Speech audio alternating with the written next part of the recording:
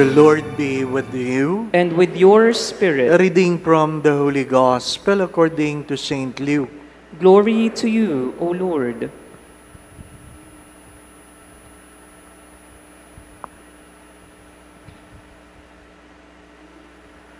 The scribes and Pharisees said to Jesus, "The disciples of John the Baptist fast often and offer prayers, and the disciples of the Pharisees do the same. But yours eat and drink." Jesus answered them, "Can you make the wedding guests fast while the bridegroom is with them? But the days will come when the bridegroom is taken away from them.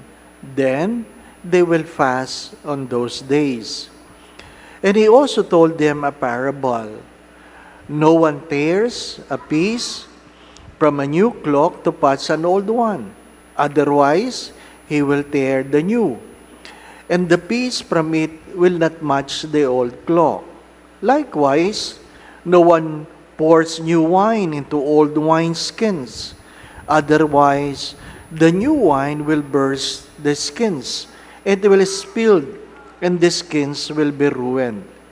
Rather, new wine must be poured in fresh wineskins. And no one who has been drinking old wines desires new, for he says the old is good." The Gospel of the Lord. Praise to you, Lord Jesus Christ.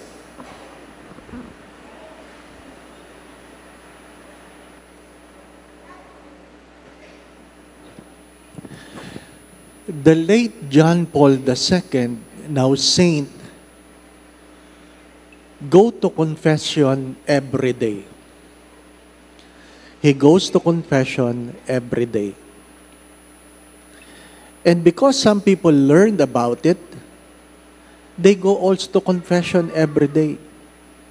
They make it a devotion. And I told the parish priest, you have a parishioner that goes to confession every day. Binibiro ko siya. Alam ko ng amoy niya. Pag pumasok siya sa confessional. Ano po?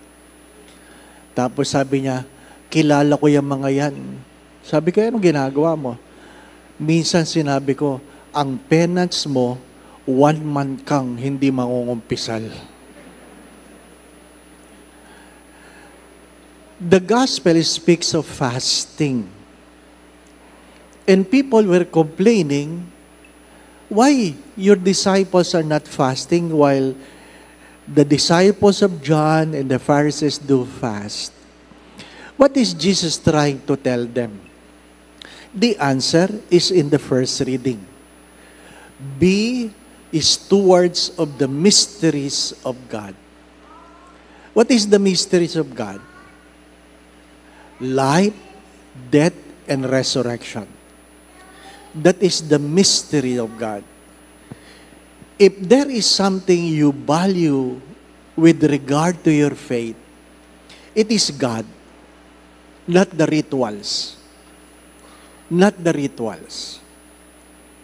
Mahirap yung may kaugalian tayo, pag dumaan ng simbahan, cross tayo ng cross. Di ba? Ano? May mga taong gano'n, pag may dumaan ng simbahan, cross. Katoliko ba yun? Hindi ba? Oh. Cross na cross. Sometimes, the things we do becomes a ritual.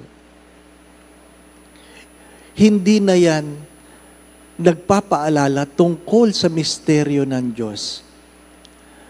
Ano ibig sabihin ng pag-aayuno? Alam mo, ikaw ay nagkasala at nakikipagkasundo ka sa Diyos. Kadalasan, ang marami sa atin, nagpa-fasting pag Lent lang. Lent lang.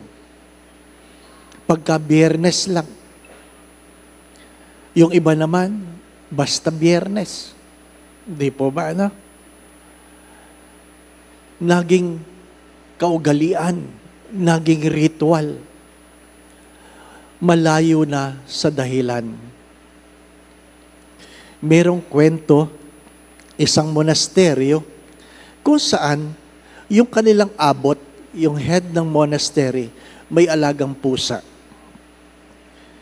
Ang problema, during their holy hour, kung saan naka-expose ang Blessed Sacrament, yung pusa, lakad ng lakad.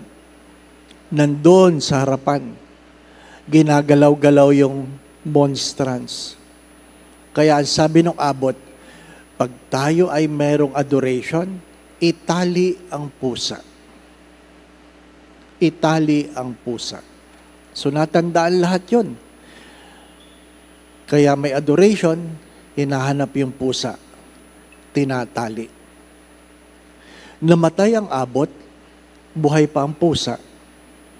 So, tuwing adoration, tinatali yung pusa para hindi makagulo. Alam na nga ng pusa na itatali siya eh. Ang problema, nung namatay yung pusa, naghanap sila ng pusang itatali tuwing adoration. Bakit? Yung kasi ang kanilang naalala. What I'm trying to say, my dear friends, my brothers and sisters, how much of the things we do, we really understand. Be humble to ask, how much of the things we do, we really understand. Second, how much of the things we do brings us closer to God rather than bringing ourselves to ourselves. It's good to ask that. It's good to ask that. I like the old better. Why? Kasi kung ang dati mo nang ginagawa, nagdadala sa iyo palapit sa Diyos, gawin mo. Hindi mo kailangan magbago. Hindi mo kailangan magbago. May mga simbahan na kung saan binabalik nila ang pagbebelo. Tinatanong ako, Father, sa Greenbelt ba? Hindi ba tayo magbebelo? Sabi ko, bakit? Kasi maganda yung nagbebelo. Sabi ko, kung gusto mo magbelo, magbelo ka. Hindi po ba, ano? Hindi mo naman kailangan may kasama. Mahirap yung baka pagdating ng araw, pati ako pagbilohin mo. Hindi po ba, ano? Why? Gusto natin, kung ano ang ginagawa natin, ginagawa ng iba. Again, my dear friends, my brothers and sisters, it's good to humbly ask ourselves, why I am doing what am I doing? Do I understand why I am doing this? And second, are these things bring me closer to God or simply trying to exalt myself when others see me? May God grant us the grace to humbly accept where we stand. Amen. Just additional sharing. Somebody shared his story. He posted it in Facebook, but he shared it to me personally about his experience here in Greenbelt Chapel. To cut the story short, sabi lang niya, for a long time, I have not been into confession. And I was moved to go to confession. I already have forgotten how. Then he went, and perhaps because of the grace, sabi niya, I was crying, Father, I was crying. Sobbing, not just cry, sobbing, ano po. He cannot explain because the last time was 20 years ago. Siguro naawa si Father. Paglabas daw niya, blines pa siya. Ano po? Blines pa siya. What I'm trying to say, God has given us opportunities.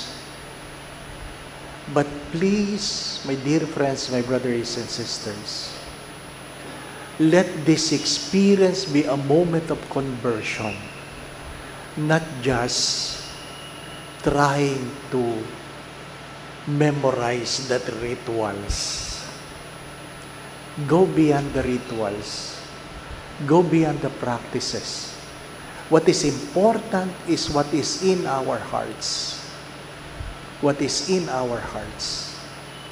We will be saved by what is in our hearts. Or perhaps we will go to hell by what is in our hearts.